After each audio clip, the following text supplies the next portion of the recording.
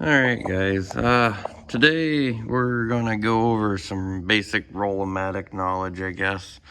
I've seen a few questions on Facebooks requiring, I guess people are wanting to know if you can take like a roll-o-matic and go from like a 2-cylinder to a new gen.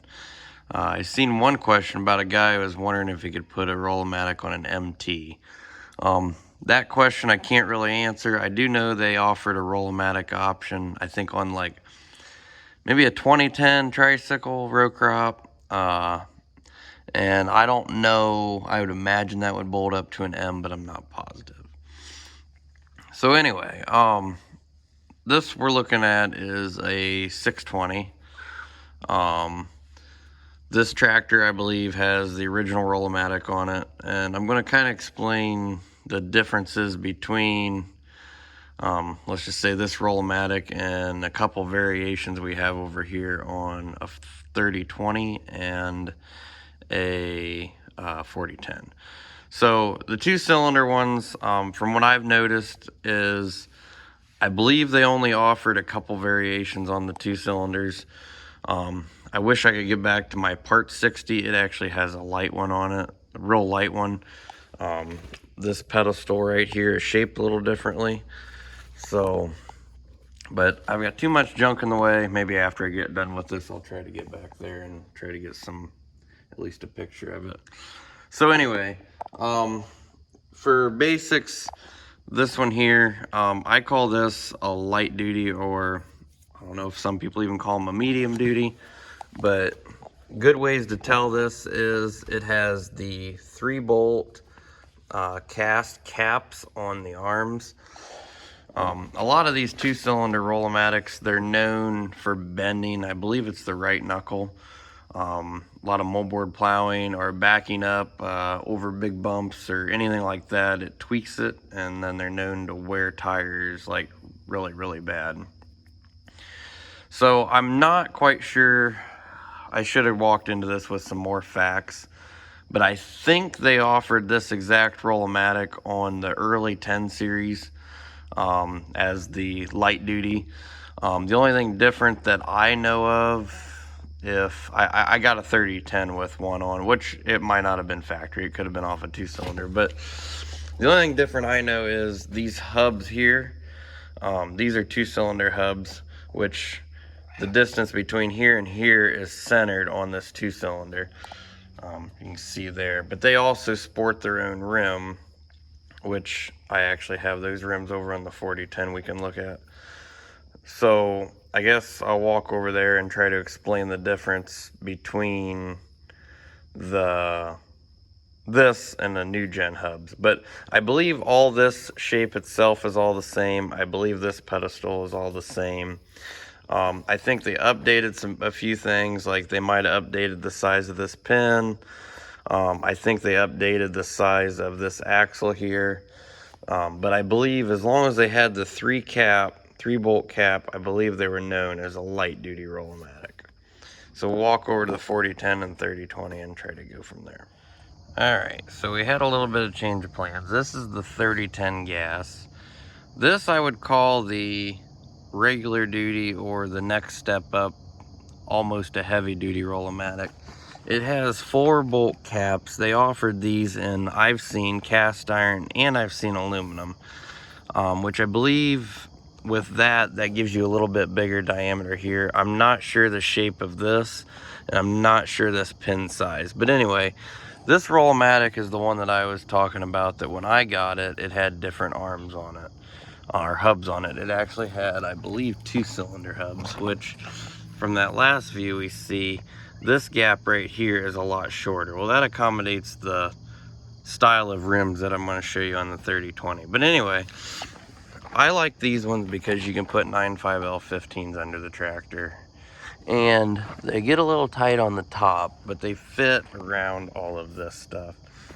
So you just basically get an offset like that, and it normally fits on there pretty well. But I'm going to call this a regular duty, or the first step up from the 2-cylinder duty. And like I said, it has the 4-bolt caps, not the 3. Okay, so this is the 3020 power shift. that last one we were looking at, the 3010 gas, I believe it had cast caps. This one here has an aluminum, and I believe this is what Deere calls the heavy roll-o-matic. As you can see, maybe you can't tell, but this size of this is just massive compared to that. It's got a great big bulge here. This has cast iron 4-bolt caps. This pin looks way bigger. I should have prepared myself for this, and I should have scribbled down all the casting numbers so I could explain it better. But I believe this is the heaviest duty roll-o-matic that would have been offered on a new gen. Which new gens, for those that might not know, that is like a new gen was any 10 series, like 10 or 10, 10, 20, 10, 30, 10, 40, 10, 50, 10. Those are all new generations, the new generation of styling of a tractor. But these are the factory rims that would have come on these. These tires are 616s. They fit well underneath the tricycles, but I would call this the new gen factory heavy duty roll-o-matic. And then we're gonna walk over here to the 4010 project, and it also is sporting a heavy duty roll-o-matic. Like I said, this right here is much bigger. It's got cast iron caps on it, and it has the offset hubs, just like what was on the 3010 and the 3020. The difference that this tractor has, these are 2-cylinder rims. It did have the bigger style wheels on it that we seen earlier. I took that off to get the front end down of this tractor because we were working on it.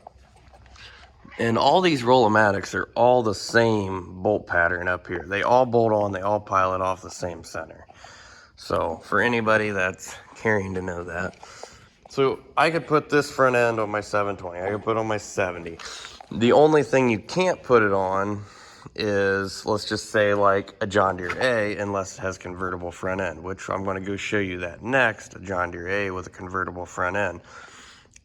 Which that means you can convert it from tricycle to single wheel to a non-roll-o-matic to a wide front end. So I guess that's the three basics that I have here to show. Like I said, I'm going to try to get back here and show you the light roll-o-matic on the 60, the super light roll-o-matic, and then I'm going to try to get back here and show you a straight post from my 720 and show you the convertible front end on the A. All right, guys.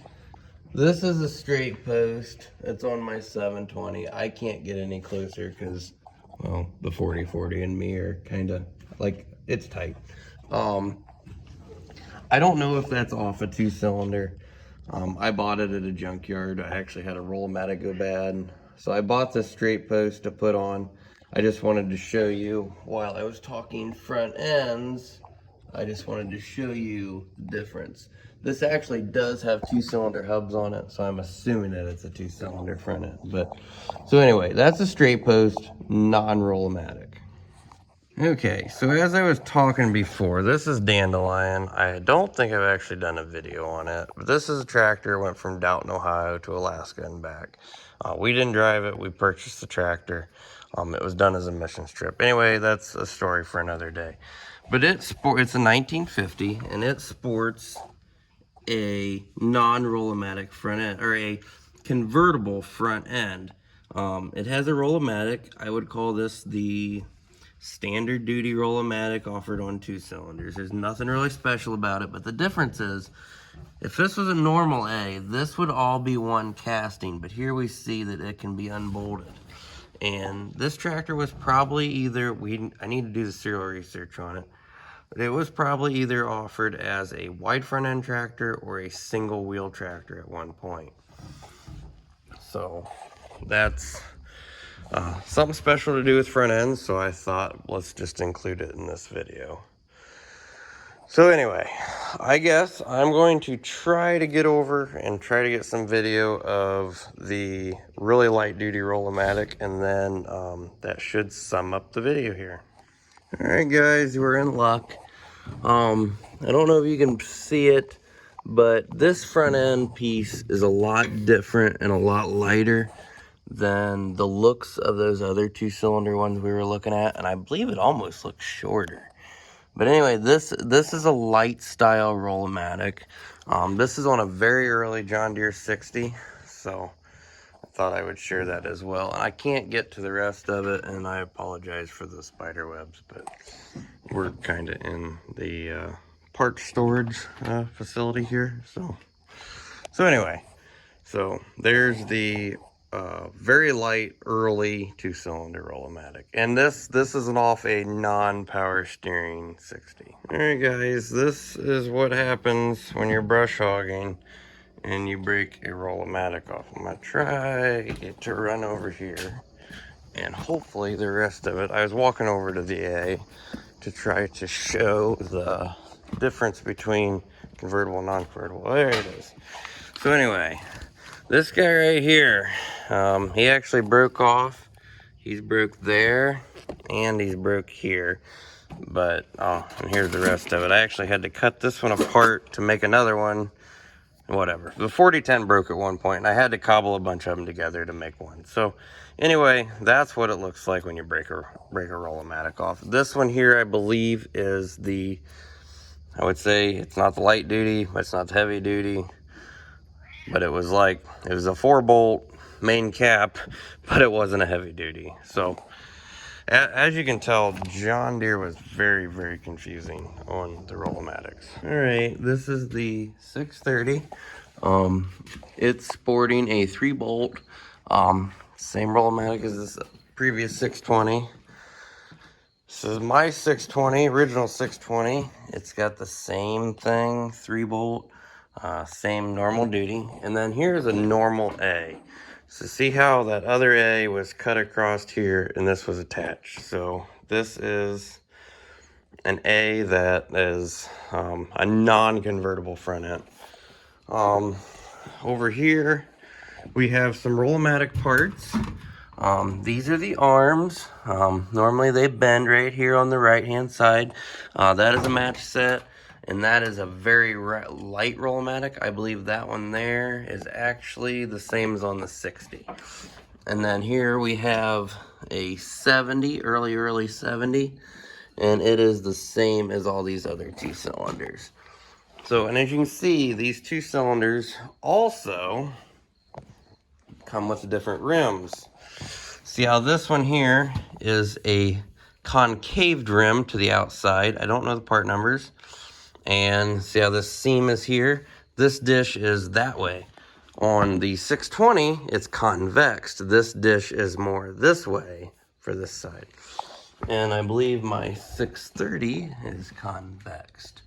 So a little dabble in some rims of some 2-cylinders. I can't tell you all the rims that new generations had, but so anyway, I guess this is my brief summary of roll-o-matics. I'm not an expert on it. I just wanted to clarify that there's many types, and not one of us, I don't think, is a master of it, because the parts books are so vague on what goes where and who's what, and it's very hard to decipher it all. So hopefully you guys got something out of that today, and I guess we will catch you all on the next one.